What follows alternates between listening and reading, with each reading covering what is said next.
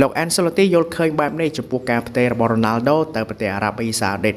លោក Carlo Ancelotti បាននិយាយថាខ្សែវាយ Cristiano Ronaldo គិតត្រូវហើយដែលសម្រាប់ចិត្តផ្លាស់ទៅកាន់ក្លឹប Al Nassr នៅឯប្រទេសអារ៉ាប៊ីសាអូឌីតកាលពីដើមខែមករាកន្លងទៅ Ronaldo បានបង្ហាញមុខក្នុងនាមជាកីឡាករ Al Nassr ជាផ្លូវការដែលចុះកុងត្រា2ឆ្នាំកន្លះនិងទទួលបានប្រាក់ឈ្នួល$200 លានក្នុងមួយឆ្នាំ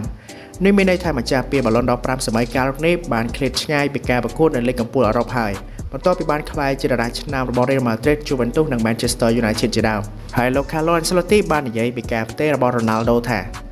Ronaldo ពិតជាមានឆន្ទៈខ្ពស់គេចូលចិត្តទីក្រុងនេះនិងប្រទេសនេះគេពិតជាមានឆន្ទៈខ្ពស់ណាស់ហើយគេសម្រេចចិត្តត្រូវហើយ Man U ត្រៀមបន្តកុងត្រាថ្មីឲ្យតារាឆ្នាំរូបនេះហើយប៉ុន្តែមើលប្រាក់ពលកម្មរៀងភ្ញាក់ផ្អើលបន្តិចក្លឹប Manchester United ត្រូវបានគេរាយការណ៍ថានឹងត្រៀមផ្ដល់កិច្ចសន្យាមកកាន់កីឡាករ Alejandro Garnacho ប៉ុន្តែក្នុងប្រាក់ឈ្នួលត្រឹមតែ $20,000 ក្នុងមួយសប្តាហ៍តែប៉ុណ្ណោះជាការប៉ុណ្ណាកីឡាករសញ្ជាតិអាសង់ទីនដែលមានវ័យ18ឆ្នាំរូបនេះពិតជាបង្ហាញទម្រង់លេងដ៏ល្អខ្លាំងមែនទែននៅក្នុងរដូវកាលនេះជាពិសេសគេទើបតែបញ្ជូនបាល់មួយគ្រាប់ឲ្យ Marco Rashford សុបបញ្ចូលទីយកឈ្នះ Manchester City 2-1 ផងដែរយ៉ាងណាក៏ដោយបើយើងនិយាយពីកិច្ចសន្យារបស់គេជាមួយ Man U នៅពេលនេះគឺនៅសេសសល់ត្រឹម2ឆ្នាំទៀតប៉ុណ្ណោះគណៈប្រាក់ពលកម្មរបស់គេបច្ចុប្បន្នទទួលបានត្រឹម$5,000ក្នុងមួយសប្តាហ៍ដូច្នេះសម្រាប់កុងត្រាថ្មីដែលក្រុមបិសាចក្រហមផ្ដល់ជូនឲ្យអាចកើនឡើងដល់$20,000ក្នុងមួយសប្តាហ៍កីឡាករ Man U រូបនេះកំពុងគិតគូរចង់ចាក់ចេញទៅ Newcastle ហើយ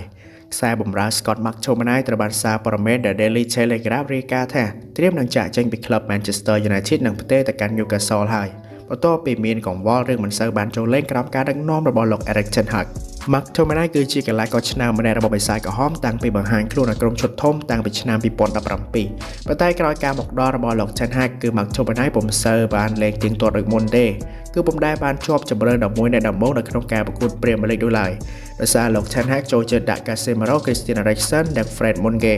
យ៉ាងណាមិញដោយសារគិតថាខ្លួនមិនសូវបានលេងគឺនៅពេលនេះកីឡាករសញ្ជាតិ Scotland រូបនេះចង់ផ្លាស់ទៅ Newcastle ហើយ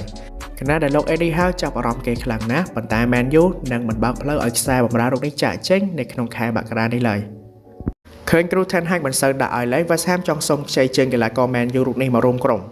ក្លឹប West Ham United ត្រូវបានគេរាយការណ៍ថាកំពុងតែបានត្រៀមខ្លួនរួចជាស្រេចដើម្បីដាក់សំណើមកកាន់ Manchester United ក្នុងការនាំយក Harry Maguire មករួមក្រុមក្នុងលក្ខខណ្ឌខ្ចីជើង